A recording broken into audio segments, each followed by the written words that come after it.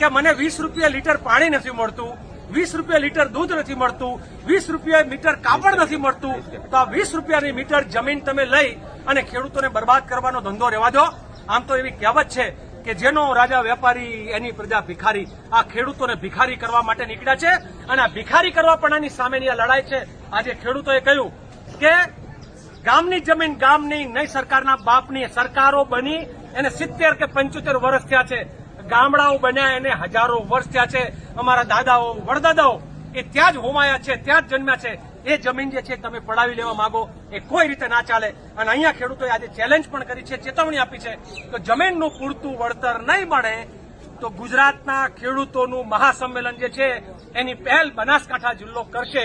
એવું આજે બનાસકાંઠા જિલ્લાને કરશો ને આપણે લોકો?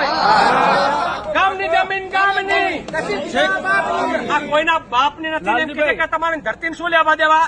તો કયું છે કે ધરતી સે ક્યાં નાતા હૈ, ધરતી હમારી માતા હૈ. આ ધરતી અમારી માં છે.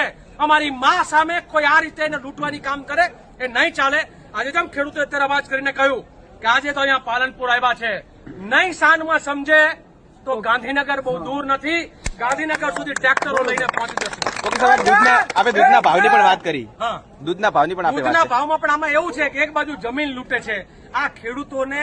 રાતથી ઉજાગરા કરીને સવારે 4 વાગે ઉઠતી મારી એ બહેનો, રાતે 12 વાગ્યા સુધી જાગતી, કાળી મજૂરી કરતી, પરસેવો પાડતી એ બહેનો જે છે એ બહેનોના પરસેવાની પણ આ લોકો કિંમત નથી સમજતા.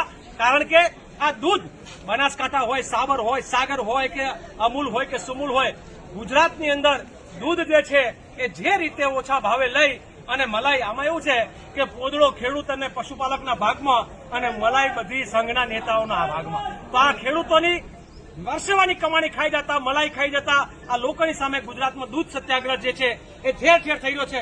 આજે જયારે દૂધની વાત આવી ત્યારે કચકચાઈને લોકોએ કીધું અહીંયા દૂધ પાણીના ભાવે લઈ લે છે કે નથી લેતા?